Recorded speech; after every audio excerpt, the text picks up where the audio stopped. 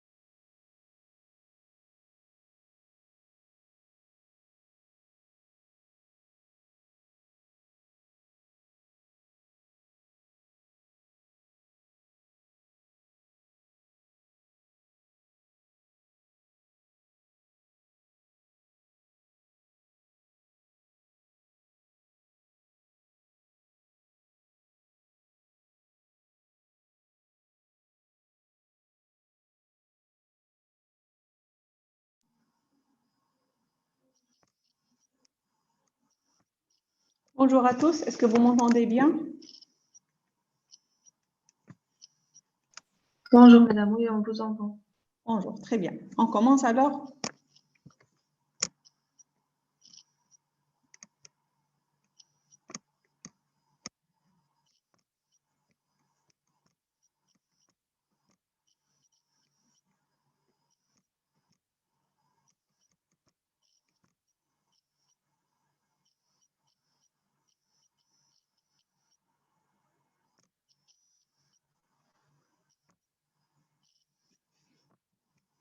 Donc, bonjour tout le monde. Est-ce que vous voyez bien les diapos? Oui. Très bien. Donc, aujourd'hui, on va voir le dernier cours de l'unité 109. Donc, ça va être les vitamines, leur métabolisme et leur exploration.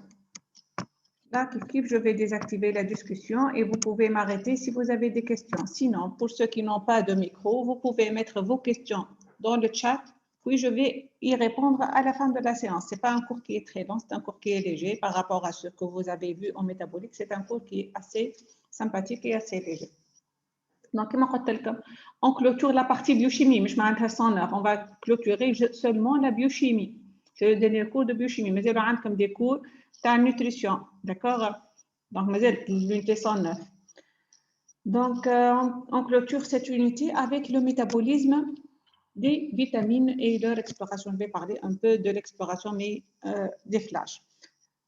Pour être clair, les vitamines, où chaque vitamine peut faire l'objet d'un cours. Donc, l'approche pour ce cours-là, on va faire un survol des différentes vitamines, grosso modo, et le métabolisme des différentes vitamines en général, d'accord? Mais chaque vitamine, elle peut faire l'objet d'un cours à part.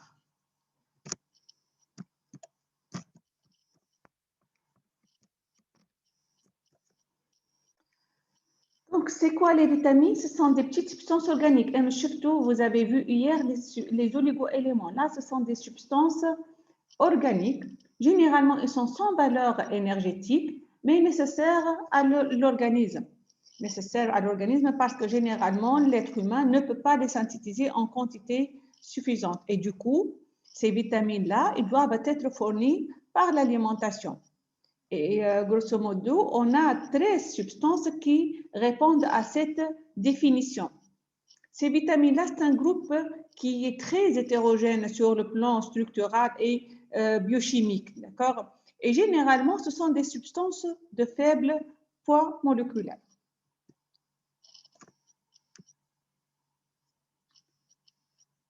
Comme c'est un groupe hétérogène, et donc les vitamines ont des structures variées. Auparavant, ils sont appelés les amines de la vie. Les amines, par définition, ce sont des dérivés de l'ammonium, du NH3, avec un remplacement au minimum d'un H avec un carbone. Mais là, ce ne sont pas toutes les vitamines, ne sont pas toutes des amines. Concernant les besoins quotidiens, ils sont assez disparates. Ils peuvent varier de quelques microgrammes à quelques milligrammes, mais généralement, ils ne sont pas assez importants, les besoins quotidiens. Pourquoi on n'a pas besoin de grandes quantités? Parce que généralement, ces vitamines-là, ils agissent comme des coenzymes ou bien des cofacteurs. Et du coup, on a besoin de faibles quantités de vitamines qui doivent être apportées dans l'alimentation, à l'exception de deux vitamines. La vitamine D, généralement, on la synthétise grâce au rayonnement UV du soleil, et la vitamine K qui peut être synthétisée par la flore intestinale.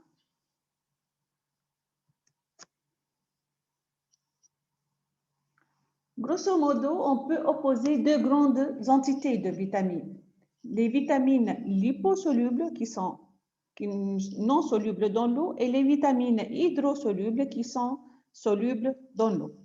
Également, concernant la nomenclature des vitamines, on a un nom chimique pour des vitamines auxquelles correspond une nomenclature en lettres. Par exemple, je vais commencer par les vitamines liposolubles. Est-ce que vous voyez mon curseur? Oui. Très bien. Donc, par exemple, le rétinol, on l'appelle la vitamine A. Le calciférol, c'est la vitamine D. Le tocopherol, c'est la vitamine E. Pour la vitamine K, on a deux formes chimiques, la ménaquinone et le phylloquinone. Ça, c'est pour les vitamines liposolubles. Les vitamines liposolubles, c'est ADEC. Vitamine A, D, E et K. C'est ADEC. Comme ça, vous pouvez les retenir. Les autres vitamines sont hydrosolubles, donc solubles dans l'eau. D'accord? On peut distinguer surtout les vitamines B. La thiamine, c'est la vitamine B1.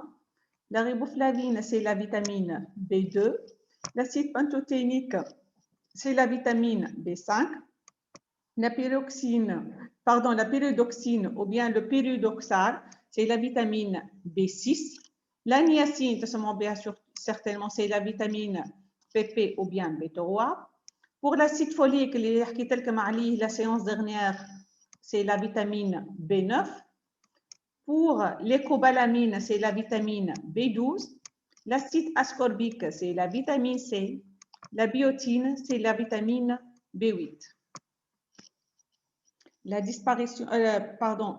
Cette classification entre vitamines liposolubles et hydrosolubles, elle est à connaître.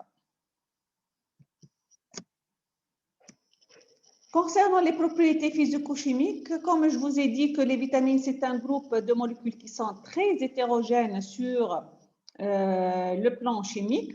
Le poids moléculaire, il est très variable. Il varie de 122 daltons jusqu'à 1355 daltons pour la vitamine B12, qui est un peu plus volumineuse. Et ces vitamines-là, ils ont pour les caractéristiques physico-chimiques, souvent beaucoup de vitamines, ils sont sensibles à la lumière, notamment la vitamine A, qui est très sensible au rayonnement solaire, la vitamine D, kif, la vitamine K, la vitamine B1, vitamine B2 également, la vitamine B6, la vitamine B12 et également l'acide folique, c'est la vitamine B9. Également, beaucoup de vitamines sont sensibles à la chaleur, notamment la vitamine A, la vitamine D, la vitamine C, la vitamine B1. D'accord? Également, certaines vitamines, ils sont très sensibles aux agents oxydants. Ils s'oxydent rapidement, tels que la vitamine A, la vitamine D. Là, ça, c'est pour la sensibilité. Déjà, les filles qui utilisent les crèmes à base de vitamine A ou la vitamine E, tu fais un ça, elles s'oxydent, ça marron. Ça, c'est l'oxydation. Également, la vitamine C et l'acide folique, c'est la vitamine B9. Pour ces caractéristiques physico-chimiques, sachez que la majorité, beaucoup de vitamines sont sensibles à la lumière, à la chaleur et aux agents oxydants. Ce n'est pas à retenir quelle vitamine est-ce qu'il est sensible à la. Vous avez le tableau pour y revenir. Concernant les sources alimentaires, donc la thiamine, c'est la vitamine B1. On la trouve dans les écorces de céréales, dans les levures, dans la viande. Pour la riboflavine, c'est la vitamine B2. On la trouve dans les légumes, généralement les légumes à feuilles vertes. On peut la trouver également dans les viandes, dans les abats, dans le lait. Vous connaissez c'est quoi les abats? Non. Les abats, tout ce qui est les viscères d'animaux. D'accord?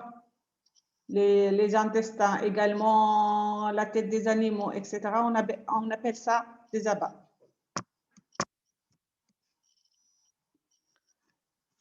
Pour l'acide pantothénique, c'est la vitamine chnia. On a B5. On le trouve dans le jaune d'œuf, également dans les légumes, dans la viande, dans les abats, dans les levures également. Pour la pyridoxine, c'est la vitamine B6. Également, beaucoup d'aliments sont riches en B6 et notamment les légumes. Pour la niacine, on peut la trouver dans les écorces de céréales, dans les levures et dans les viandes. Pour l'acide folique, la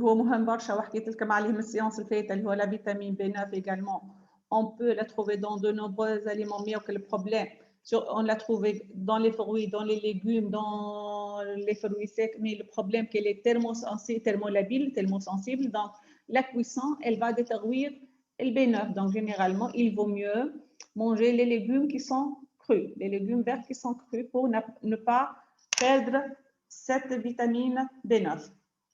Pour l'écobalamine, quelle vitamine? C'est la vitamine B12. On la trouve dans les viandes, dans les produits fermentés. Pour l'acide ascorbique, c'est la vitamine C. On la trouve dans les fruits, dans les légumes. Certains abats également, on peut la trouver. Pour la biotine, elle est trouvée dans plusieurs aliments, donc le déficit et les rats. Pour le rétinol, pour la vitamine A, on la trouve dans le beurre, dans les produits de substitution. Je m'attends les produits de substitution, les produits qui sont supplémentés, qui sont enrichis en vitamine A. On peut également la trouver dans le foie, dans les poissons, etc. Pour la bêta-carotène, c'est un précurseur pour la vitamine A. On peut la trouver dans les carottes, les légumes verts, les fruits, etc. Les carottes, ils sont riches en vitamine A, la bêta-carotène. Pour la vitamine D, le calciférol, la vitamine D, on la trouve dans les huiles de poisson, mais généralement, qui m'en rappelle comme exception pour la vitamine D et la vitamine K, on a une synthèse ailleurs, l'origine est principalement alimentaire. Et donc, la vitamine D, on peut la synthétiser en sous-cutané grâce au rayonnement UV. Pour le tocopherol, c'est la vitamine E. On la trouve dans les huiles végétales. Pour la vitamine K, qui comme c'est une exception comme la vitamine D, on peut la synthétiser grâce aux bactéries du tube digestif. Mais également, on peut la trouver dans certains légumes verts tels que les choux et les épinards. D'accord? Je passe. Madame, Oui. dans le vitamine, est-ce que c'est l'abréviation est à retenir ou le D? Oh, c'est plus facile de retenir l'abréviation. C'est plus facile pour vous. D'accord? هذا le nom chimique صحيح. Donc, quand تحبوا نتفقوا من تواكا pour l'examen, je vais poser les questions avec les lettres, avec les abréviations. D'accord? Vitamine A, vitamine B, B12. خاطر هما généralement ils sont les plus utilisés. D'accord?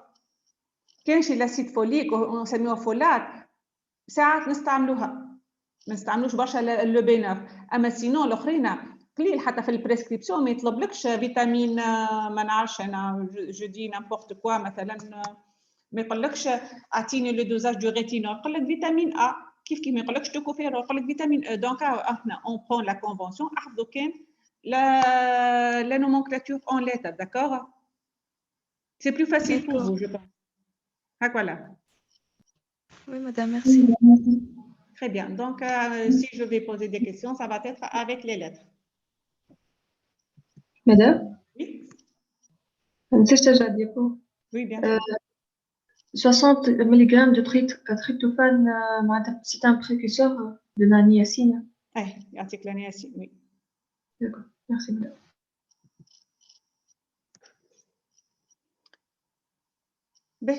Également les aliments riches et tout ça. Donc, pour les sources alimentaires, je vous demande seulement de retenir celle de la vitamine A, B9, B12 et vitamine D ou vitamine K اللي هما synthèse نتاعهم exceptionnelle واحدة en sous-cutané والأخرى par les bactéries du tube digestif, d'accord? Madame, بلي ميساج تعاودهم. Pour l'examen, ça c'est pour les sources alimentaires pour tout le monde. Pour l'examen, vous êtes censé de connaître la vitamine A, la vitamine E, le D ou le K. نحكي على les sources alimentaires, ما نحكيش على حاجة أخرى. D'accord? Donc نعاود لكم ال A ou le E ou le K ou le D ou le B9 ou le B12. Je pense qu'il y a une question dans le chat.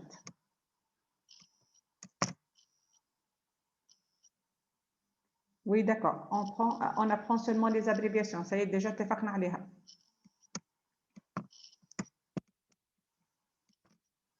Très bien.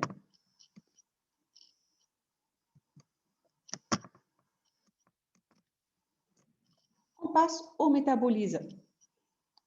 Donc, le métabolisme, je n'ai en général, je n'ai spécifiquement que de métabolisme. Donc, comme je ne vais pas les détails. Mais pour le métabolisme, je n'ai le métabolisme des vitamines en général. Le métabolisme, il est très divers.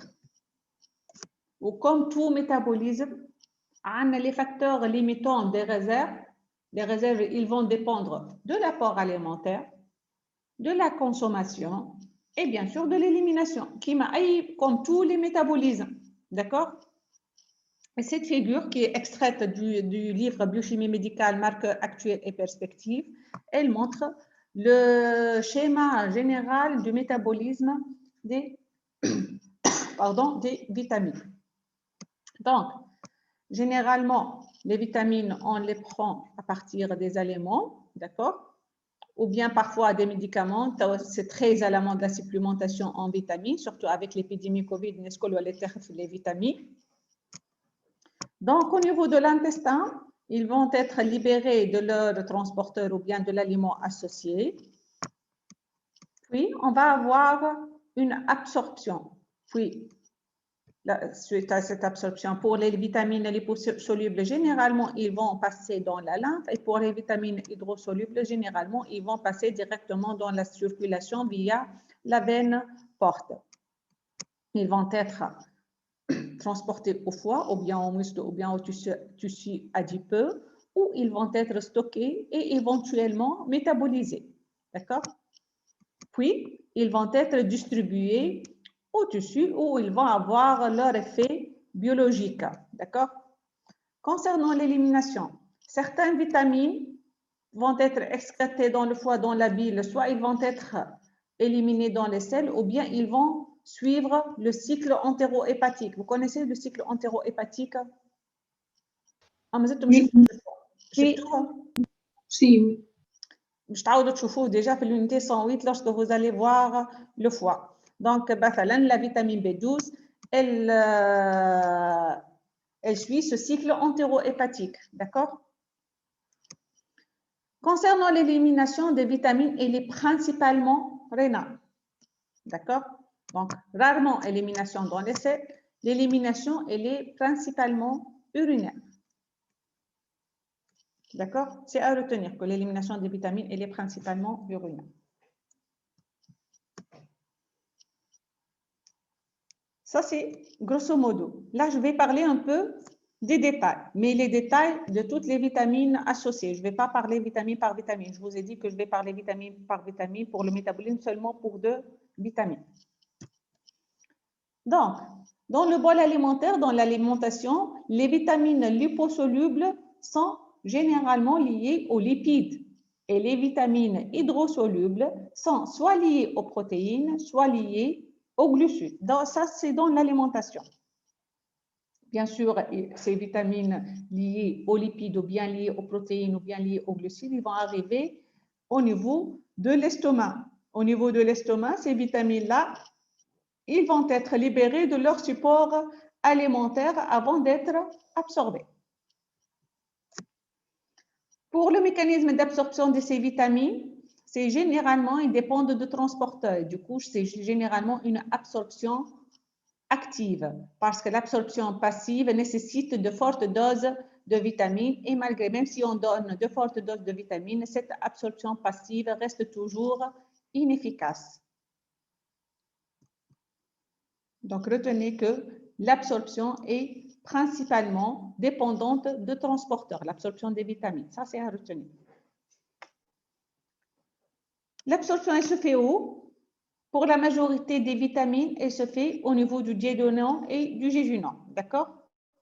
Exception faite pour la vitamine C et la vitamine B12, qui continuent à avoir, bon, pour la vitamine B12, c'est principalement iléal, alors que la vitamine C, continue à être iléale, c'est-à-dire elle est absorbée au niveau du duodénum, jéjunum et au niveau de l'iléon.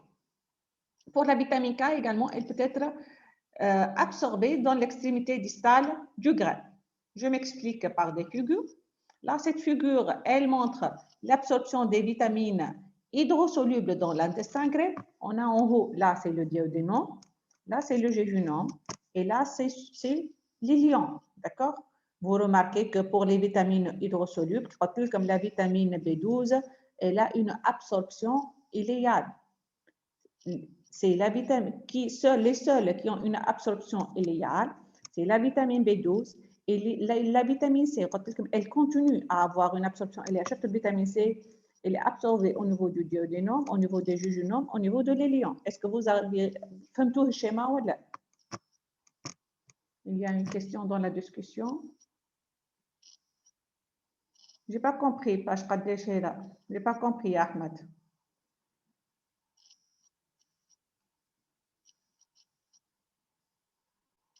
Si vous voulez les références des figures, je les mets en bas de figure. Je n'ai pas compris, c'est page قديه Ahmed. Est-ce que vous pouvez m'expliquer? Non, نسأل في البولي معناتها موجود الكوريات تاع لي فيتامين.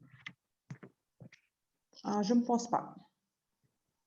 Parce qu'il est récemment introduit. Je ne pense pas. انتم عندكم la version Word. اي version Word.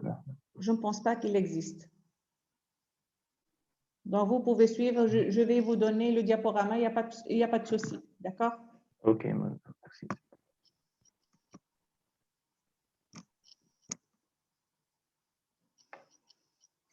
Donc, il m'a dit l'absorption des vitamines hydrosolubles se fait principalement dans le duodénum et dans le jéjunum. Seulement 2 vitamines hydrosolubles ont une absorption iléale, les hormones B12 ou le vitamine C. Ça, c'est à retenir.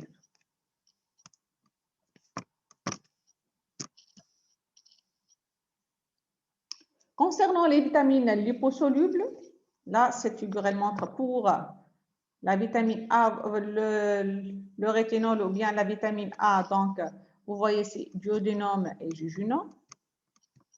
Là, pour le tocopherol, on a plutôt une absorption iléale.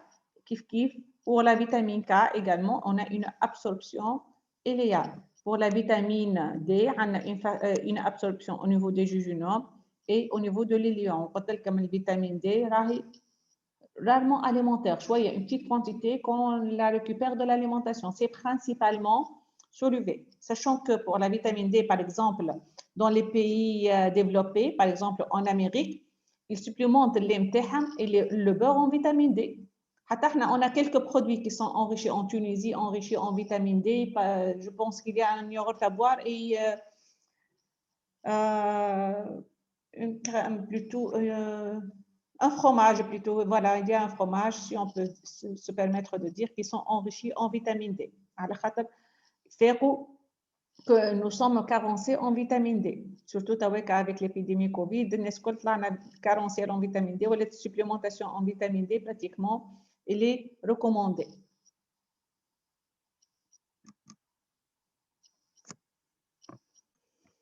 Donc, pour l'absorption des vitamines liposolubles, elle est conditionnée par la présence de sels biliaires qui mènent l'absorption des lipides et également aux sécrétions pancréatiques pour former les micelles. Donc, je vais les absorber grâce à des micelles. D'accord, pardon, voilà, il manque ça, voilà. Il y a formation des micelles qui vont être passer, puis ces vitamines hydrosolubles vont passer à travers l'entérocyte, d'accord, où ils vont être transportés souvent par les lipoprotéines. Pour les vitamines hydrosolubles, ça dépend principalement de transporteurs spécifiques. Donc, là, cette figure, elle résume l'absorption pour les différentes vitamines. Ça, c'est pour les vitamines liposolubles. Généralement, on a un transport facilité. Pour les vitamines hydrosolubles, généralement, on a des transporteurs spécifiques pour chaque vitamine. D'accord? Je dis ça à titre indicatif. Je vous demande de retenir seulement celui du vitamine B12. Je vais y revenir tout à l'heure dans le métabolisme. Parce que c'est impliqué dans les pathologies. J'ai insisté dans ce cours-là, les qui ont des implications pathologiques. On a un déficit de facteurs intrinsèques qui est impliqué dans l'absorption de la vitamine B12 et qui entraîne beaucoup de pathologies et une anémie mégaloblastique. Je vais y revenir. Ça, c'est pour l'absorption. Je vais parler un peu du transport et du stockage de ces vitamines-là.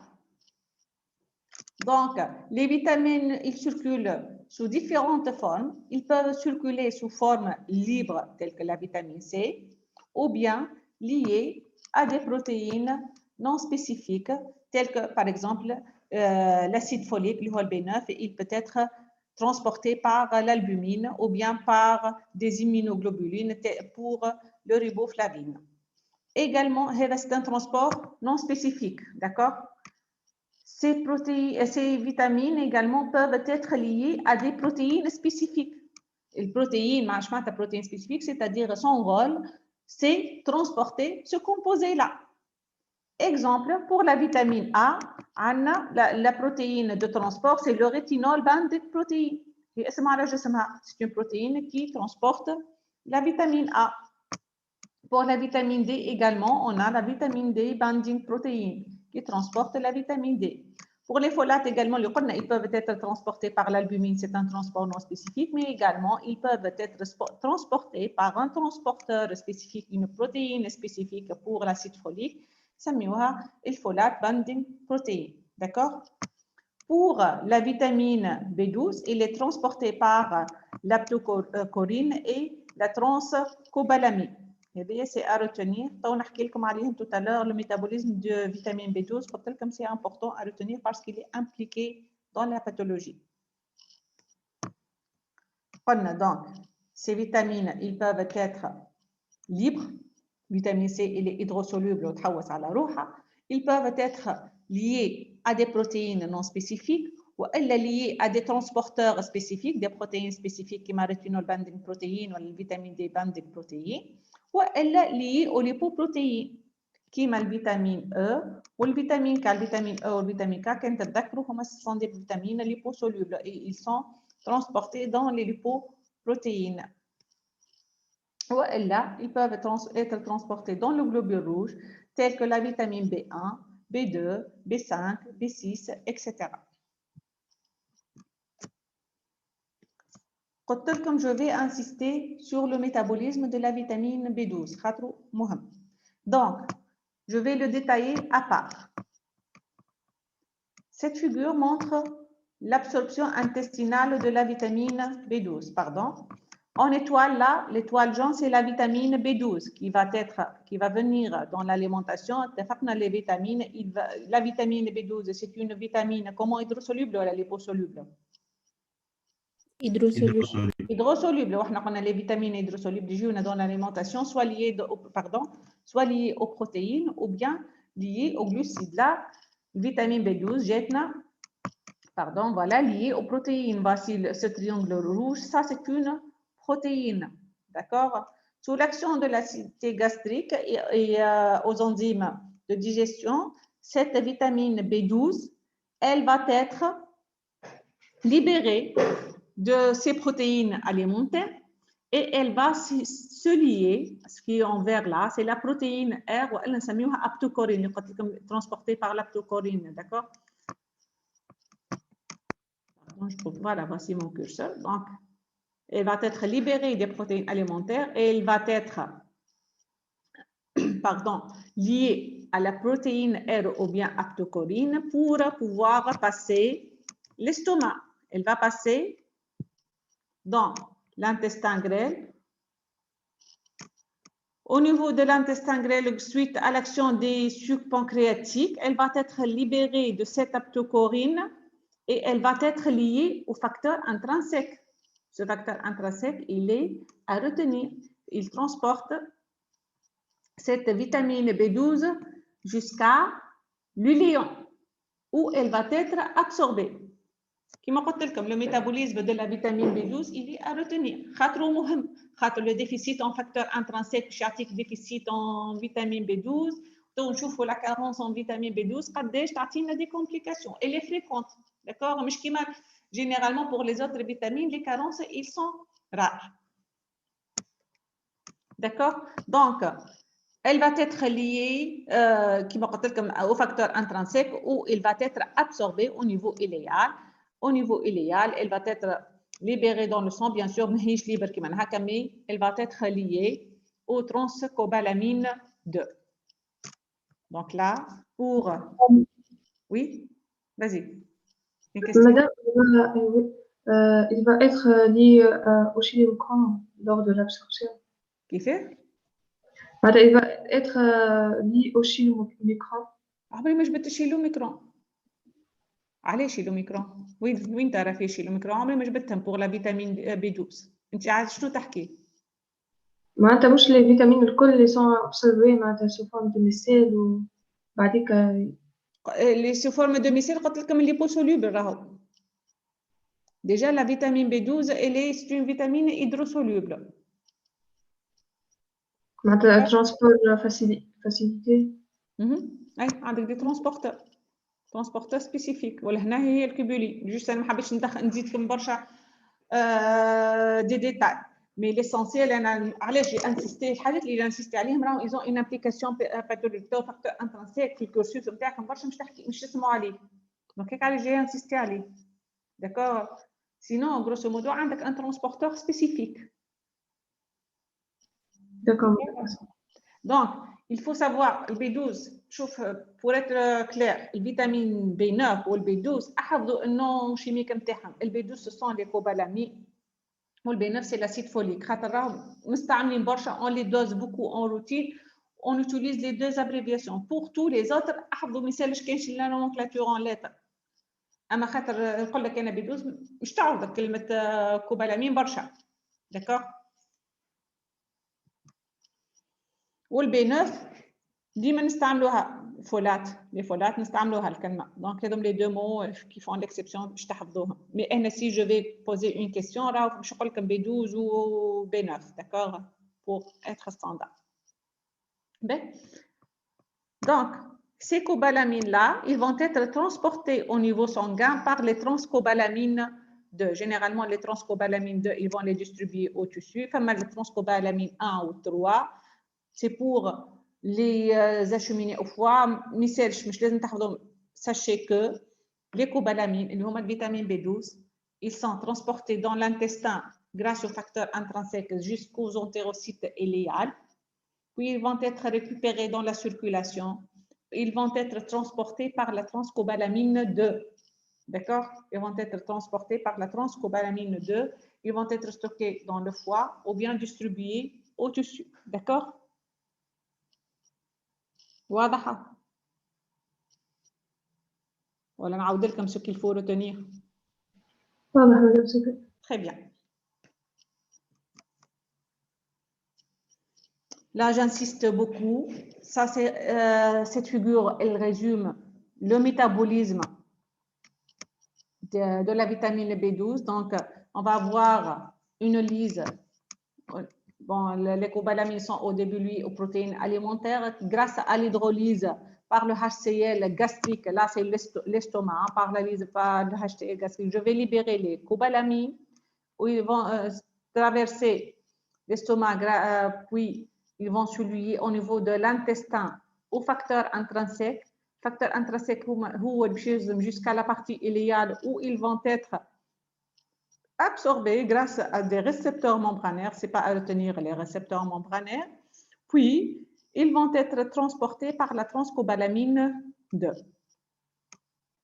Le rôle de ces cobalamines, ils sont très importants. Donc, ils jouent le rôle d'un cofacteur pour la méthylation de l'homocystéine. L'homocystéine, je le groupement méthyle, mais le méthyle cobalamine, je la méthionine, d'accord? Je vais y revenir sur ce métabolisme-là. Donc, les cobalamines, de le groupement méthyle de tétrahydrofolate, à partir ils vont être le cofacteur de la transformation du méthyl tétrahydrofolate en tétrahydrofolate. Le folate, c'est la vitamine B9. Très bien. واللي شفناها في الميتابوليزم دي بورين كانت تذكروا.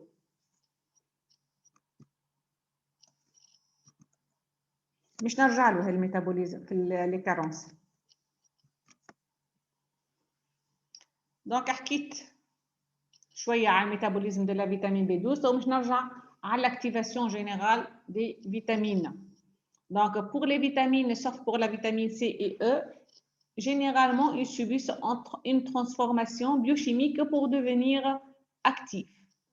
Pour le site d'activation, c'est généralement le foie avec des réactions de phosphorylation pour les vitamines B, ou bien au niveau de l'intestin et du foie pour la vitamine A, ou bien dans le foie, puis dans le rein pour la vitamine D. La vitamine D, la vitamine D active, c'est une forme dihydroxylée. On a deux hydroxylations, on a deux groupements OH. واحد في الألفا 1 ألفا والآخر في ال 25. هذيك la forme active c'est le 1,25 dihydroxyvitamine D. Donc, on a une première hydroxylation تصير لها في الفوا, puis une deuxième hydroxylation تصير لها في الrein. Il est activé. Pour l'activation, retenez seulement l'activation de la vitamine D. Donc, on va نقول لكم علاش. Sachez que فما des vitamines qui subissent des transformations, il y a des activations. Retenez seulement l'activation de la vitamine D. Donc, je نرجع لها خاطر باش نرجع للميتابوليزم de vitamine D. Voilà. مش نرجع pour le métabolisme. قلت لكم les deux vitamines qu'on retient les détails de leur métabolisme هما le B12 ou les vitamines D. Donc, كيما قلت لكم الفيتامين D صحيح نجم تجينا من l'alimentation, mais c'est généralement un apport qui est faible. La majeure partie de la vitamine D, elle est synthétisée en sous-cutanée grâce à l'exposition solaire. D'accord? Cette vitamine D, elle va subir une première hydroxylation au niveau du foie. Hydroxylation, c'est-à-dire un ajout d'un groupement OH. La première hydroxylation, c'est en position 25. Avec علاش تعطينا la 25 hydroxyvitamine D. La 25, c'est une hydroxylation. Cette hydroxylation se fait grâce à la 25 hydroxylase, qui est une enzyme qui existe au niveau du foie. Et cette 25 hydroxyvitamine D, c'est la forme de réserve de vitamine D. D'accord? لازمكم تعرفوا شنو هي الفورم اكتيف وشنو هي الفورم دو ريزيرف pour la vitamine D. خاطر الفيتامين D actuellement il est très en vogue. هي صحيح impliquée classiquement dans le métabolisme phosphocalcique, mais actuellement c'est une vitamine D. La vitamine D il est très en vogue. Il est lié à la stérilité, au risque cardiovasculaire, aux complications de la Covid, etc. Donc c'est une vitamine à retenir, la vitamine D. Donc, la forme de réserve de la vitamine D, c'est la 25-hydroxyvitamine D. Les réserves, ils sont au niveau du foie. Et on a une première hydroxylation par la 25-hydroxylase au niveau du foie. La demi-vie de cette vitamine D, de cette forme de réserve, elle est de 2 à 3 semaines. D'accord? Puis, pour devenir active, la vitamine D, elle va subir une deuxième hydroxylation, un ajout d'un deuxième groupement OH au niveau du rein, grâce à quelle enzyme? La 1-alpha-hydroxylase qui va ajouter un groupement OH en position alpha. Et donc, on un hydroxylase, 1-alpha-hydroxylase. Donc, je t'attends la forme qui est active, la forme de la vitamine D active, qui est 1,25-dihydroxyvitamine D. Donc, la 25-hydroxyvitamine D, c'est une forme de réserve. Et la 1,25-dihydroxyvitamine D, c'est la forme active de la vitamine D. D'accord? Au demi-vie, la forme active, elle n'est pas très longue, elle est de l'ordre de 3 à 4 heures. Lorsqu'on fait le dosage de vitamine D, généralement, on dose la 25-hydroxyvitamine D. Il y a la forme de réserve, la demi-vie, elle est plus importante. C'est une vitamine qui a une faible durée de vie et donc le dosage, il cause des problèmes analytiques. D'accord? Ça, c'est à retenir. Est-ce que vous avez des questions pour le métabolisme de la vitamine D? Madame, Oui? 1,25 شنقص بها ما نسمعكش ولا لا سمعتك؟ ال 1,25 شنقص بها لا 1,25 شنقص بها لا 1,25 نقصد بها hydroxylé en position 1 et en position 25. عندها un groupement OH en position 1 et un groupement OH en position 25. هي la vitamine D تبدا non hydroxylée D3, D2 ou D2. Puis, elle subit une première hydroxylation en position 25. Hydroxylation, c'est-à-dire l'ajout d'un groupement OH. Pour donner la 25-hydroxyvitamine D, la 25-hydroxyvitamine D, c'est une vitamine D qui a un groupement OH en position 25. C'est la forme de réserve. Puis, تمشي للرا, en fonction bien sûr de la stimulation نتاعها وقت حاجتنا بالفيتامين D active, نصير لها une deuxième hydroxylation, l'ajout d'un deuxième groupement OH. Position 1. هذاك علاش نقولوا 1,25 دي hydroxy vitamine D, c'est la forme active. D'accord? Oui, ما نسمعش فيك راهو. Très bien.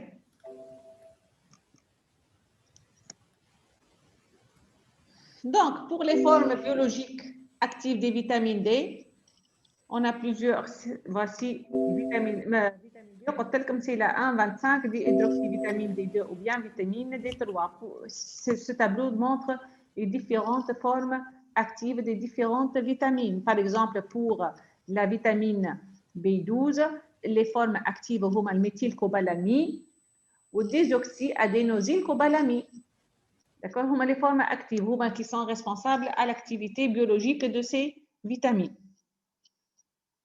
La majorité des vitamines subissent une activation. D'accord. Dans tout ça, je vous demande surtout de retenir la vitamine D ou la vitamine B12. Alors, sachez qu'il existe une activation. D'accord?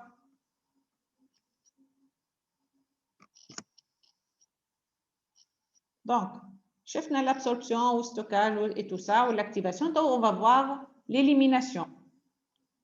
Les vitamines sont catabolisées puis éliminées sous forme plus ou moins active.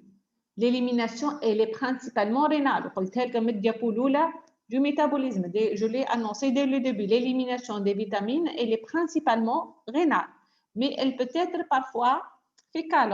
Certaines vitamines, ils peuvent être éliminées dans les selles. Je dis ça également dans la première diapo. Certaines vitamines, elles subissent le cycle entérohépatique tel que la vitamine B12. J'ai terminé avec le métabolisme. Je vais parler un peu, grosso modo, sans grand détail, du rôle physiologique et la conséquence des carences des vitamines. Je vais commencer par la vitamine A. La vitamine A, rétinol, elle joue un rôle très important dans la vision.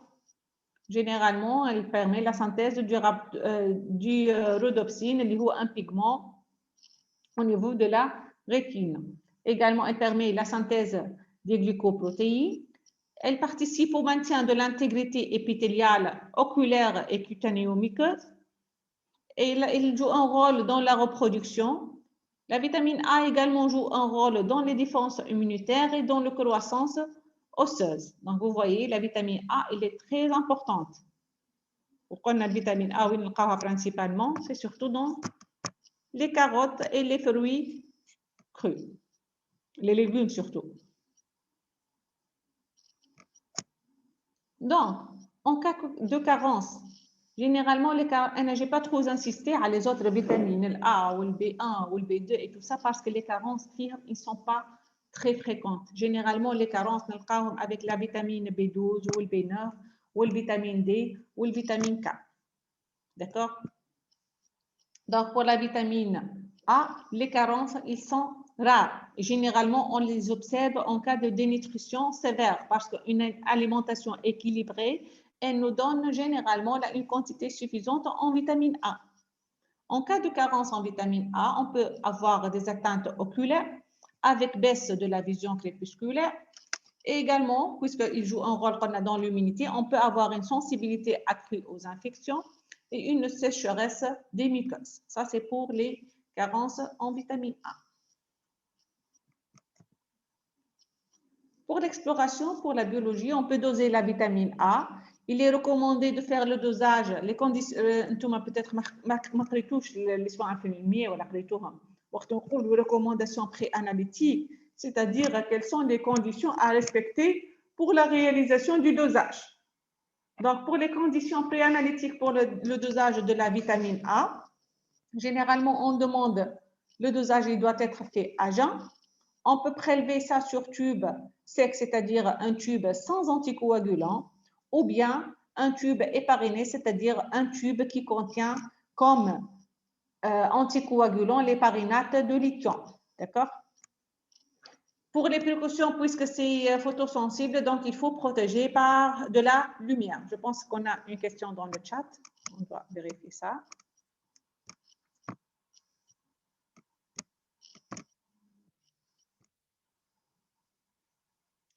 Les rôles physiologiques, est-ce qu'ils sont à retenir?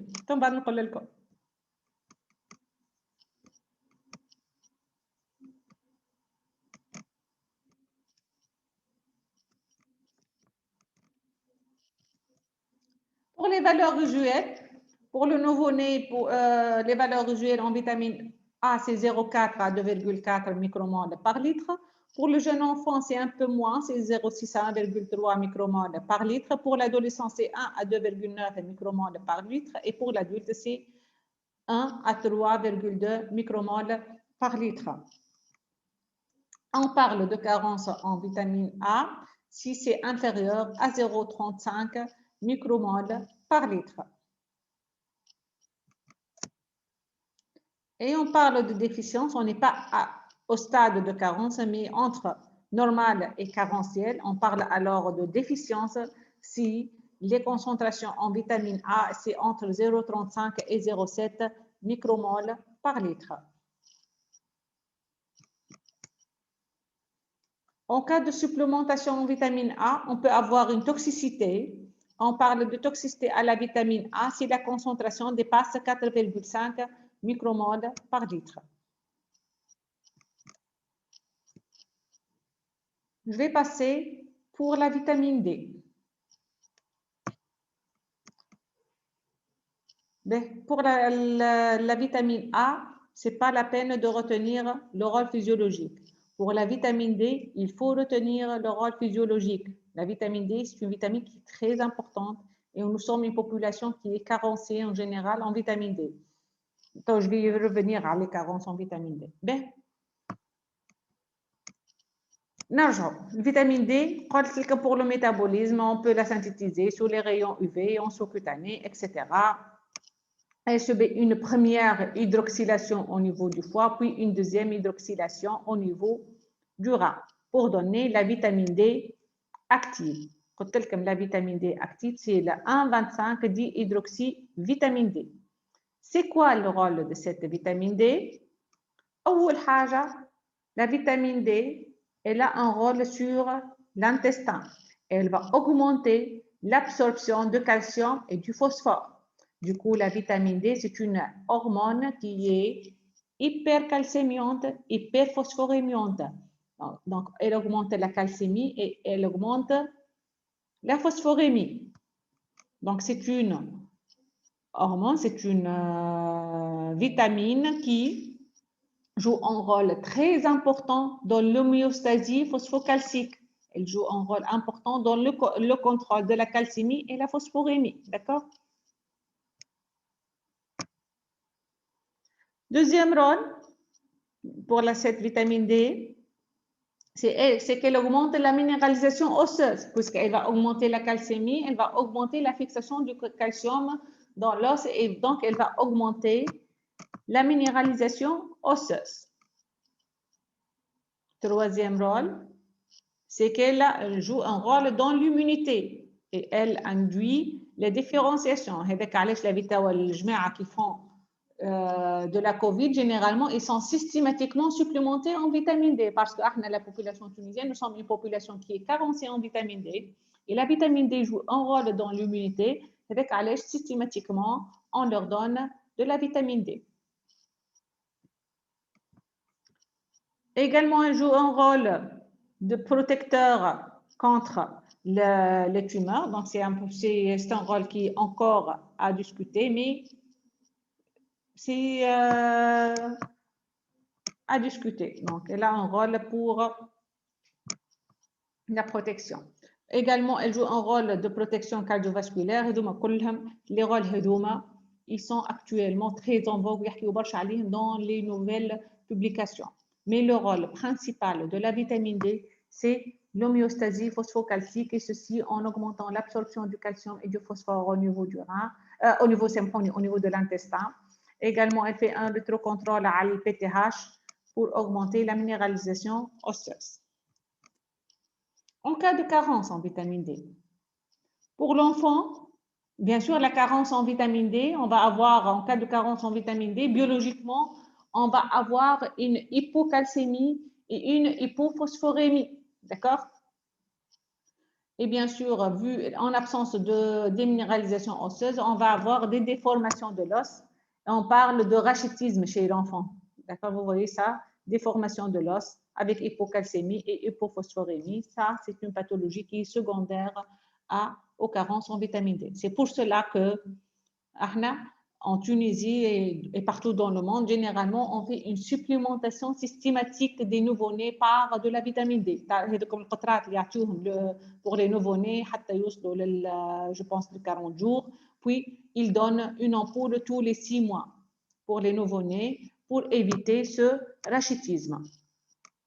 La carence en vitamine D chez l'adulte, c'est une autre pathologie parce que là, elle donne moins de déformations que le rachitisme chez l'enfant. On parle d'ostéomalacie chez l'adulte. Donc, on perd la minéralisation osseuse.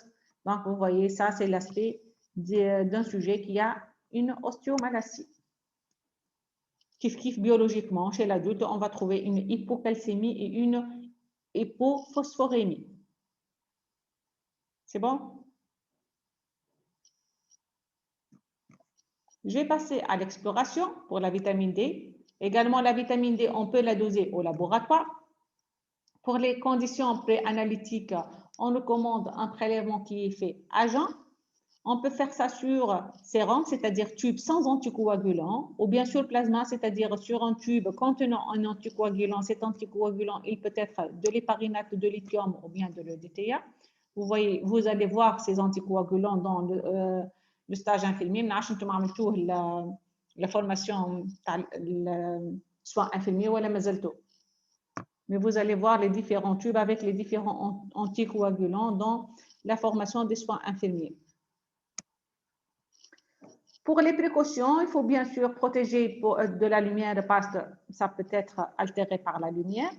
Et il faut toujours demander à votre patient s'il prend des polyvitamines. C'est très à la mode, surtout dans le contexte de l'épidémie Covid. Tout le monde prend des vitamines, des polyvitamines. Ils contiennent toutes les vitamines. Donc, c'est important de demander à votre patient avant le dosage s'il prend des polyvitamines. Bien sûr, s'il prend des polyvitamines, je vais trouver la concentration en vitamine D qui est élevée. Également, on doit demander à votre patient s'il prend des antiépileptiques parce que les antiépileptiques, ils vont diminuer les concentrations en vitamine D. Et généralement, lorsqu'on donne des antiépileptiques, on supplémente en vitamine D. Pour les valeurs usuelles, pour la 25 hydroxyvitamine D, je vais donner ces valeurs usuelles, mais dans certains livres, vous pouvez trouver d'autres seuils. Mais généralement, les valeurs normales de vitamine D, c'est entre 20 et 60 nanogrammes par millilitre. On parle de seuil de carence, vraiment le sujet il est carencé, si la concentration en vitamine D il est inférieure à 10 nanogrammes par millilitre.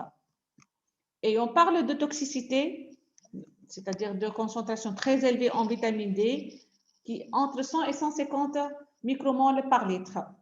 C'est des nanogrammes par millilitre, pardon. J'ai une erreur d'unité là, c'est nanogrammes par millilitre. C'est un peu moins en micromoles, d'accord? Donc, allez, je vais expliquer la toxicité parce que parfois, on supplémente énormément. Généralement, on est très loin du seuil toxique. Je vois qu'on a 10, 20, 30, 60. Au seuil toxique, il est loin. Si on supplémente d'une façon raisonnable. Mais si on supplémente d'une façon très importante, qui m'a dit certains médecins actuellement في vitamine D, il y a une ampoule toutes les semaines.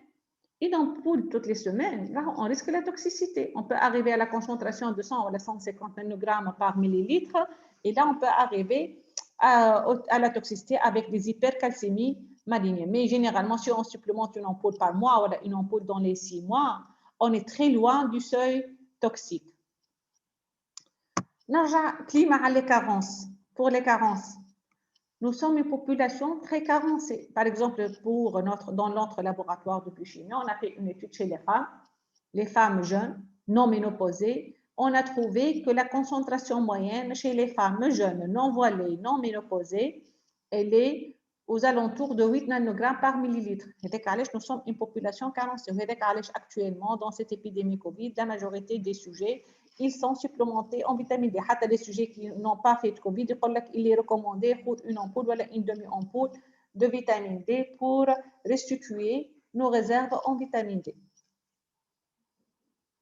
C'est bon, je passe.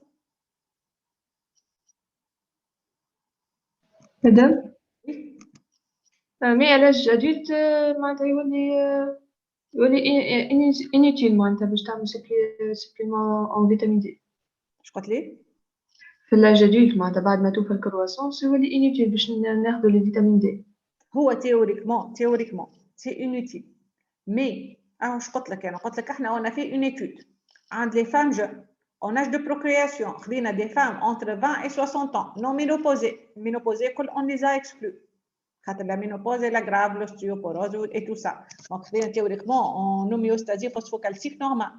Les concentrations moyennes entre ces femmes-là aux alentours de 8 nanogrammes. Donc, la majorité des femmes tunisiennes, elles sont carencées.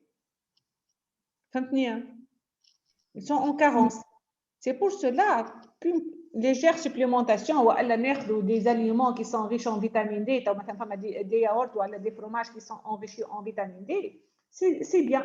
Déjà, on est très loin de la toxicité. Un yaourt à boire, par exemple, enrichi en vitamine D sans faire de la publicité, ou un fromage qui est enrichi en vitamine D, ça c'est bien. Ou une ampoule en vitamine D tous les 6 mois, ou une demi-ampoule. C'est bien parce que nous sommes une population qui est carencée, malgré que notre pays il est ensoleillé, tellement que les femmes se protègent ou ont des écrans solaires pour avoir une bonne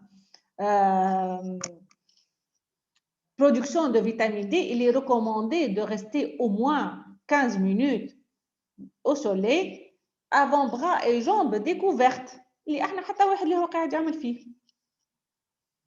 فهمتوا؟ Oui, madame. D'accord, très bien. Je pense qu'on a également une question dans le chat.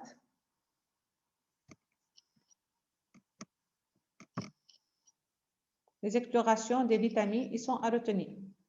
Pas toutes, seulement la vitamine D.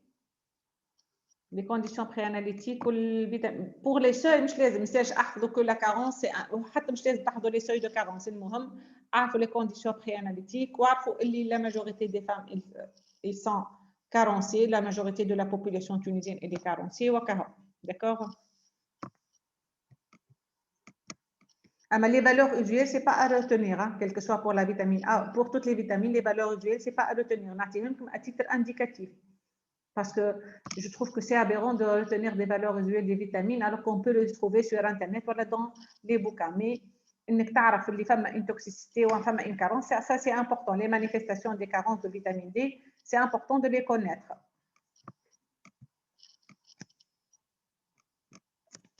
Très bien. On passe pour la vitamine E. La vitamine E, c'est un agent antioxydant. Donc, c'est le principal antioxydant liposoluble de l'organisme. Il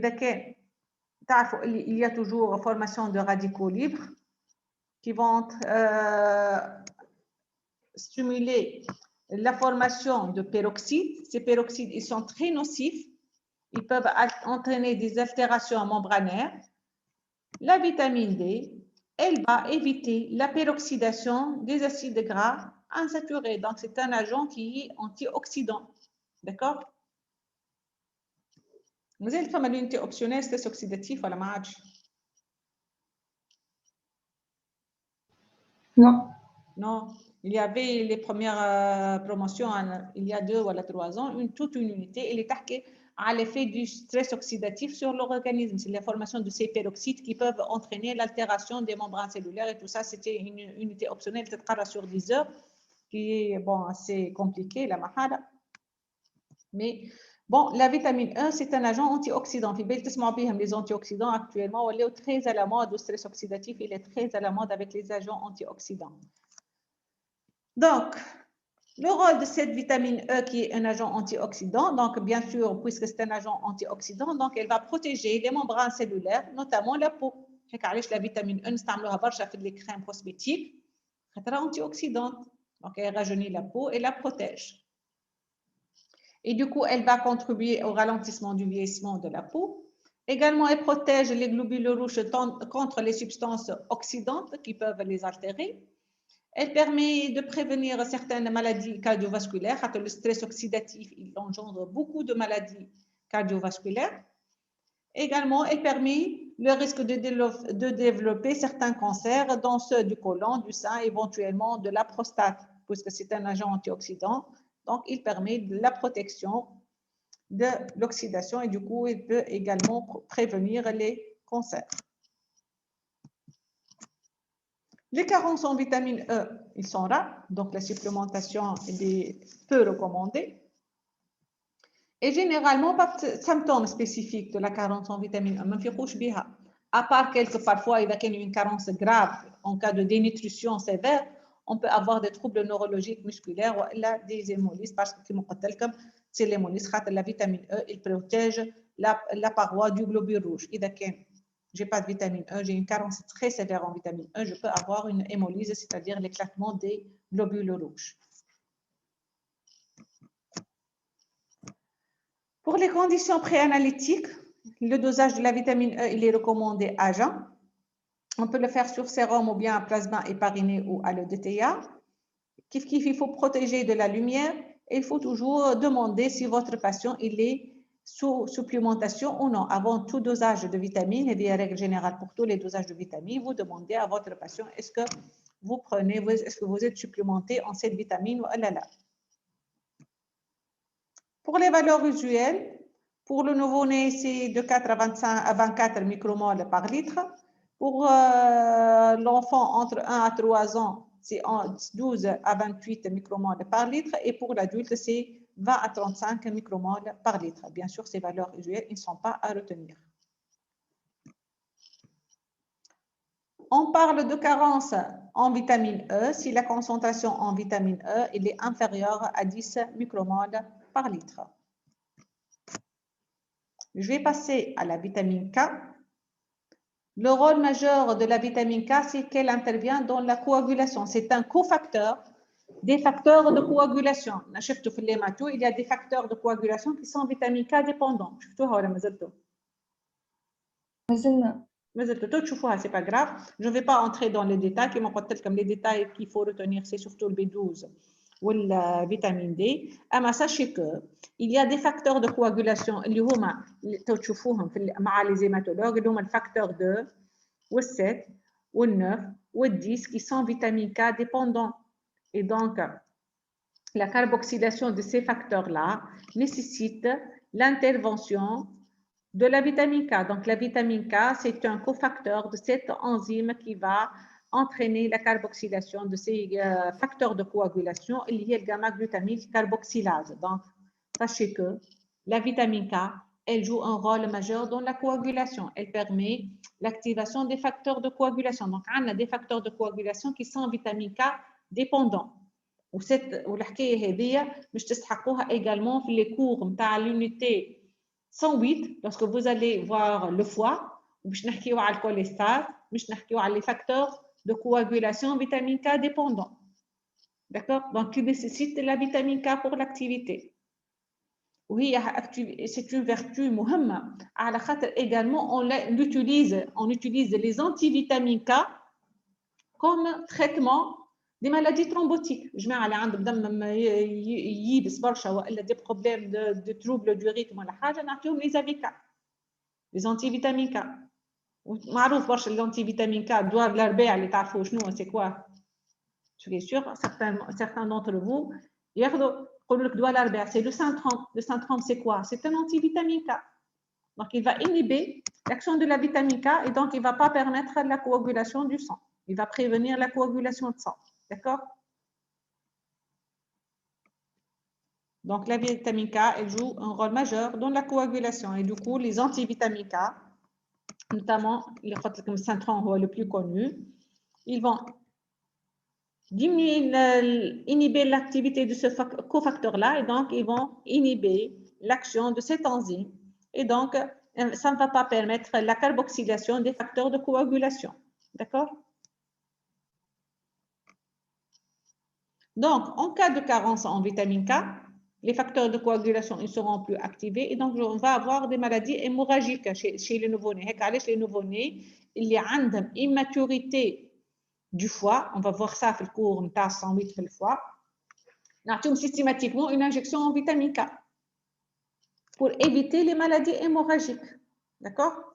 Ou chez l'adulte, bien sûr, ça va être les manifestations d'une mauvaise coagulation du sang avec des écumances, des bleus, ce sont des hémorragies sous-cutanées, ou bien épistaxie, c'est la sortie du sang par le nez. Donc, ce sont des manifestations hémorragiques. Pour l'exploration de la vitamine K, il est recommandé de faire le dosage à jeun. Le prélèvement il peut être également fait sur sérum, c'est-à-dire tube sec sans anticoagulant, ou bien sur du plasma hépariné ou à l'EDTA. Il est recommandé de faire une centrifugation rapide. Les précautions à prendre, c'est protéger votre tube de la lumière et vérifier si votre patient il est en train de prendre de la vitamine K ou bien de l'antivitamine K. L'antivitamine K, c'est le Syntrom. Pour les valeurs usuelles, si le prélèvement il est fait qui n'est pas à jeun, les valeurs usuelles c'est entre 3 et 3,4 nanomoles par litre. Si le prélèvement il est à jeun, les valeurs usuelles c'est entre 0,3 et 1,5 nanomoles par litre. On parle de carence si la concentration en vitamine K elle est inférieure à 0,3 nanomoles par litre. Pour les autres vitamines, je ne vais pas entrer trop dans les détails. Pour par exemple la thiamine, le B1, elle entraîne la carence en B1, elle entraîne le beriberi, C'est quoi ce beriberi? C'est généralement ce sont des pathologies qui s'accompagnent d'une insuffisance cardiaque avec des troubles neurologiques. Pour la riboflavine, c'est la vitamine B2. Une carence peut entraîner, en carence en vitamine B2 peut entraîner des lésions muqueuses et cutanées au niveau des lèvres, de la bouche, au niveau de la langue. Je peux avoir des lésions muqueuses. Pour la carence en vitamine B5, ça peut également entraîner des anomalies neurologiques et des paresthésies. Pour la vitamine B6, la pyridoxine, je peux avoir des anomalies cutanées ou bien même, parfois même des crises convulsives. Pour la niacine, c'est la vitamine B3. Je peux avoir le pélacre, c'est quoi? C'est une maladie carentielle qui est due à un apport insuffisant en niacine qui entraîne une insomnie avec perte de l'appétit, de la fatigue, des troubles de mémoire et des troubles de concentration, etc. Donc, ça, c'est pour vous. Ce n'est pas à retenir, d'accord? Par contre, le folate, c'est à retenir. Le B9. Le B9, on met adraka le B9. Le rôle elle intervient dans le métabolisme des acides aminés. وشفتوها في métabolisme des acides aminés, elle permet la transméthylation de l'homocystéine en méthionine. Je pense que شفتوها. وشفناها في كور البوري, le tétrahydrofolate, le fameux tétrahydrofolate, elle intervient dans la synthèse et la réparation de l'ADN.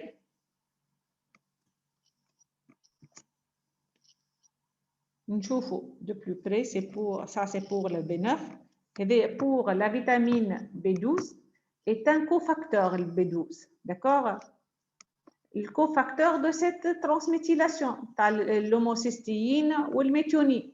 Le cofacteur c'est la vitamine B12. هيك علاش قلت لكم من المرة الأخرى le métabolisme de la vitamine B12 et l'acide folique, ils sont étroitement liés parce que le B12 c'est un cofacteur de la transméthylation du tétrahydrofolate ou de l'homocystéine en méthionine. En cas de carence donc en folate plasmatique, cette transméthylation, je vais avoir un déficit dans la synthèse des bases puriques, d'accord, et un problème dans la synthèse de l'ADN. Synthèse de l'ADN, donc j'aurai des problèmes dans les différents tissus, mais je vais avoir une anémie. نسميوها une anémie mégaloblastique. علاش mégaloblastique? Parce que je vais avoir des globules rouges qui sont augmentés de taille. Le VGM, le volume globulaire moyen du globule rouge, il va augmenter. علاش؟ خاطر j'ai une, هما تعرفوا le globule rouge en principe c'est une cellule anécluée, ما عندهاش ADN. Mais كيف ما تصير الماتوراسيون نتاعها في الموال وتخرج un globule rouge mature. Mais كيف ما تصيرش الماتوراسيون علاش ما تصيرش الماتوراسيون du globule rouge? Par déficit de synthèse de l'ADN, je vais avoir des globules rouges immatures qui sont libérés dans la circulation. Où le هما التايم نتاعهم elle est plus importante que les globules rouges normaux. D'accord? C'est la même chose إذا كان الكوفاكتور soit l'acide folique مش موجود وإلا B12 اللي هي c'est le cofacteur de cette enzyme là. Donc c'est le cofacteur du méthylcobalamine synthétase, la vitamine B12. Donc, إذا كان عندنا un déficit en vitamine B12, كيف la transméthylation مش تصير. Et du coup, je vais avoir un problème dans la synthèse du purine, un problème dans la synthèse d'ADN, et je vais avoir une anémie mégaloblastique. Donc, quel que soit un déficit en vitamine B12 ou en vitamine B9, ils engendrent tous les deux une anémie mégaloblastique avec des problèmes au niveau des muqueuses, par défaut de synthèse de l'ADN. D'accord? Madame? Oui? J'ai pas compris كيفاش الفولات والB12 يخدموا مع بعضهم. باهي نرجع. هذا النورمال. Les folates plasmatiques مش يتحولوا en méthyltétrahydrofolate. حاجتي ce groupe وحاجتي بالتترا هيدروفولات. احنا كنت نتذكر في السانتيز دو لاديين حاجتي به التترا هيدروفولات اللي مش يعطينا لو جروبمون فورميل. تتذكر ولا في السانتيز دي بورين؟ داكوغ. pour la synthèse des bases puriques, pour la synthèse de nouveau. في السانتيز دو نوفو نستعملوا التترا هيدروفولات. ce tétra le méthyl tétrahydrofolate مش يعطي الميثيل نتاعو l'homocystine تتحول en méthionine. Ceci est catalysé par une enzyme اللي اسمها الميثيل كوبالامين synthase. Donc c'est une enzyme qui synthétise la méthionine ou les الكوبالامين c'est la vitamine B9 هي الفولات. D'accord? متفقين فيه. Cette enzyme là, c'est une enzyme اللي الكوفاكتور نتاعها c'est la vitamine B12. C'est une enzyme qui est B12 dépendante. D'accord? Donc انت soit ما عندكش les folates soit ما عندكش le B12. Cette enzyme là elle va pas être active. D'accord? Ce sont des réactions dans les deux sens. D'accord? فهمتوني؟ Oui, madame, la synthèse des purines يخرج من هذه ال THF ولا من التترا هيدروفولات. ميثيل تترا هيدروفولات مش يعطينا لو جروبمون فورمي. داكور؟ السynthèse des purines ميثيل انا مش يعطيني لو جروبمون فورمي. مش يعطيني ميثيل. d'accord. ومادام بلي الميغالين تاع لي globules rouges زعما فهمتيش كيفاش؟ l'augmentation de taille des globules rouges. علاش il augmente de taille خاطر ce sont des globules rouges immatures. هو théoriquement normalement le globule rouge c'est une cellule anucléée اللي تصير لها الماتوراسيون في الموال اوسوس مش يخرج un globule rouge mature. مي كيف ما تصيرش السانتيز كوريكت دو l'ADN. j'ai un déficit de synthèse de l'ADN وانا حاجتي بالجلوبول روج يولي لورغانيزم اللي باغ دي globules rouges immatures qui sont augmentés de volume ما صارتلهمش الماتوراسيون كومبليت par déficit de synthèse d'ADN. Donc, il y a un déficit de synthèse. D'accord? Je suis anémie, je suis le taux d'hémoglobine il est faible. Quand on a une synthèse, d'accord? Ou le globule rouge est immature, ils appellent une anémie mégaloblastique et du coup, on a des globules rouges qui sont augmentés de volume. D'accord? Merci. L'hémoglobine tankas. Donc, j'ai une anémie avec des globules rouges qui sont augmentés de taille. À la khata la moelle osseuse par besoin de faire des globules rouges immature. D'accord? Oui, madame, d'accord, merci. Très bien. Je passe alors pour la vitamine C. Donc, la vitamine C, c'est un puissant réducteur physiologique. Il réduit les cations ferriques équivériques en ions ferreux et cuivreux. C'est un cofacteur donc, de réaction catalysée par des oxygénases. Il permet l'hydroxylation de la proline et de la lysine pour la synthèse du collagène. Pour la carence en vitamine C, elle va rendre alors les os fragiles et la peau qui est sèche. Elle favorise également l'apparition d'hémorragies et de petites taches violacées. Elle est la cause du scorbut, déficit en vitamine C, un scorbut, avec comme manifestation clinique, j'aurai une fatigue, une irritabilité avec des gencives qui sont molles et arrêt des croissances de l'os et des douleurs dans les jointures de l'os. Donc, le scorbut, ce n'est pas une pathologie qui est fréquente. Généralement, ça va, l'alimentation, elle nous apporte suffisamment de vitamine C. Une alimentation équilibrée, takfi. Là, ce tableau-là, il résume les différentes carences vitaminiques. Pour la vitamine A, c'est juste pour résumer et se fixer les idées. Donc, la vitamine A, elle va entraîner une atteinte oculaire avec sécheresse des muqueuses, parfois des sensibilités accrues aux infections. Pour la vitamine D, tartine, le rachitisme chez l'enfant et l'ostéomalacie chez l'adulte. Pour la vitamine E, je peux avoir des signes hématologiques tels que l'hémolyse ou bien des signes neuromusculaires. Pour la vitamine K, on va avoir des maladies hémorragiques. Pour la vitamine B1, on peut avoir le beriberi. Pour la vitamine B2, c'est des signes cutanéo-muqueux avec parfois des manifestations oculaires. Pour la B6, on peut avoir des signes cutanéo-muqueux. Pour la B9 et la B12, c'est surtout le syndrome anémique avec une macrocytose, c'est-à-dire comme l'augmentation du volume des globules rouges. c'est une anémie mégaloblastique régénérative. C'est les mêmes manifestations. Comme leur métabolisme il est intriqué. Pour la vitamine C, comme ça donne le scorbut. Je termine avec cette diapo qui montre les facteurs de risque de carence vitaminique. Les femmes enceintes et allaitantes, ils sont surtout exposés plutôt à un déficit en vitamine B, notamment le vitamine B1, B6, B9 et B12. Les femmes enceintes, ils sont généralement supplémentés en polyvitamines.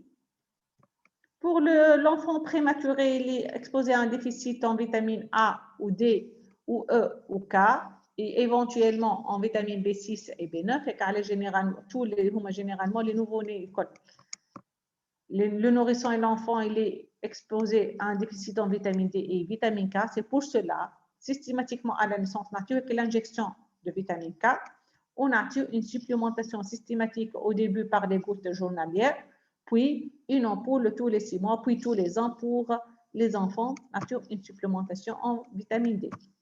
Les adolescents, ils sont exposés à un déficit en vitamine D. Comme une étude a montré que même les adultes, ils sont exposés à un déficit en vitamine D.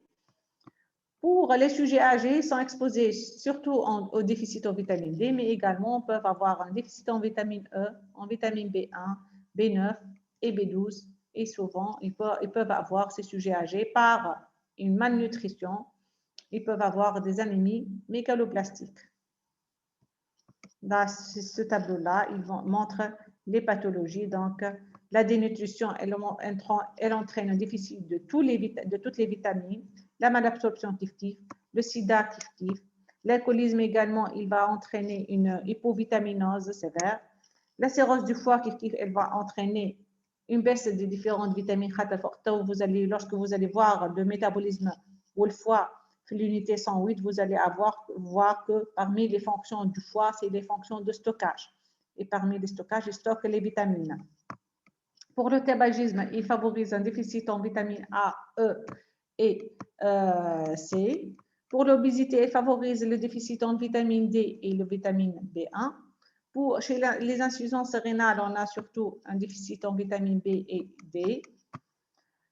Et certains traitements médicamenteux également, ils peuvent entraîner un déficit en certaines vitamines. Donc, j'ai terminé. Je vous remercie pour votre attention et je vous demande si vous avez des questions. Madame, Oui. Madame, pour ceux qui font le dialyse, وين تصير la deuxième maturation de la vitamine D? أنت ما عندهمش des reins. C'est une excellente question. شوف, les insuffisants rénaux. Deuxième hydroxylation تاع الفيتامين D.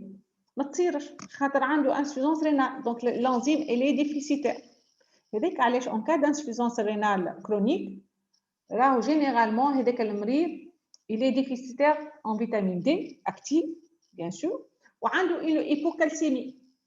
هذاك علاش دونك هو كيف يبدا عنده باش دخلني انت شويه في الميتابوليزم في الفوسفوكالسيم عنده هيبوكالسيمي مش يصير لابارات هرمون البي تي اش ما عادش تعرفوها ولا لا انا تعديت عليها بكري ما حبيتش نوريها لكم ما حبيتش ندخل لكم برشا في لي ديتاي تنرجع في الميتابوليزم cette PTH là elle va être stimulée عندي hypovitaminose D مش يصير elle va lyser l'os باش pour libérer du calcium خاطر هو en hypocalcémie d'accord donc مش يصير باش تولي لك عندك une hyperparathyroïdie في الانسولين تبدا hypopara primaire ومن بعد secondaire ومن بعد تولي لك hypopara tertiaire et du coup les patients si vous avez dans votre entourage des patients en insuffisance rénale chronique ou terminale au stade de dialyse généralement ils sont systématiquement supplémentés en calcium et vitamine D. نعطيهم الكالسيوم والفيتامين D pour éviter cette hyperpara secondaire وبعد اللي بيمشوا لنا tertiaire وكي nécessite la chirurgie. D'accord? D'accord, merci. Sinon, est-ce que vous avez d'autres questions? Madame? Oui. بلي تبدا الباسيون معناتها كونسلت بور une simple baisse de vision.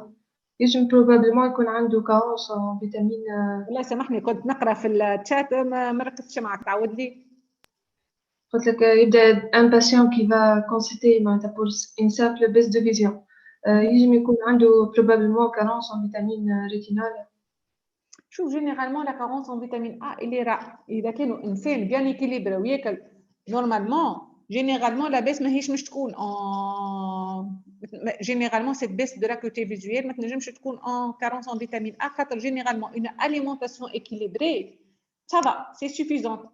اللهم il est très mal nourri il est en malnutrition والا عنده un problème de malabsorption باش تكون la cause c'est la carence en vitamine A. D'accord? Et c'est utile de faire une exploration l'usage de vitamine A. Ils sont pas, pour le dosage de vitamine A, il n'est pas de pratique courante. Surtout généralement dans le cadre de recherche. On est en train de, dans le dosage de la vitamine D, ou le dosage de la vitamine B12, ou le folate, ils sont de pratiques très courantes, ils sont très demandés. À la khater, les déficits ils sont assez fréquents. On s'adapte au laboratoire, on s'adapte, on dose les vitamines. Vraiment, les déficits il est fréquent. Pour le déficit en vitamine A, il est rare. Généralement, si on mange équilibré, ça va. On peut s'orienter donc un déficit en vitamine A. إذا كان مريضك عنده une malabsorption وإلا il est dénutri ماهوش قاعد ياكل بالبي وإلا un niveau socio-économique très bas ماهوش قاعد ياكل ça peut être. Mais sinon, un sujet qui mange correctement, il ne fait pas une carence en vitamine A. Il faut chercher autre cause.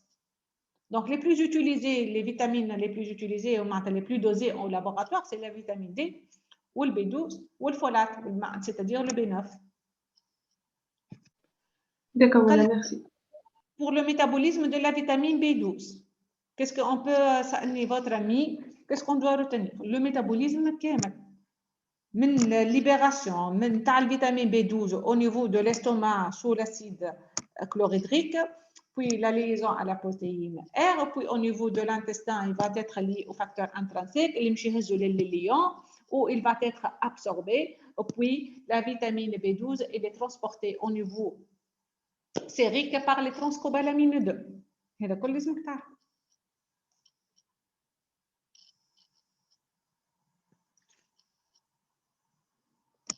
Pour les rôles physiologiques, est-ce qu'ils sont à retenir?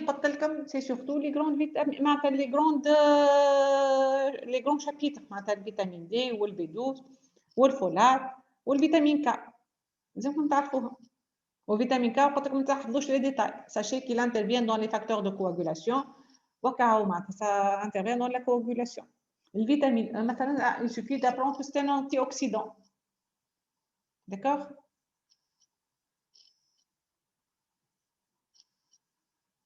Est-ce que vous avez d'autres questions?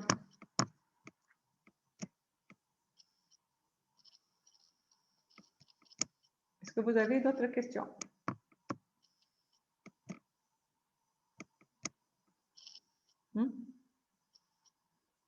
C'est bon?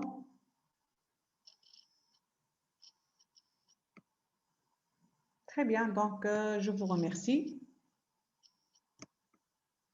Merci à vous tous, je vous remercie. Merci, madame. Donc on a terminé l'unité 109. Il y aura 4 cours dans le cadre de l'unité 108 اللي مش يكونوا إن شاء الله بعد العيد. عيدكم مبروك الناس الكل وشيء طيبة pour tout le monde. شيء طيبة عيدك مبروك. عايشك يا مدام.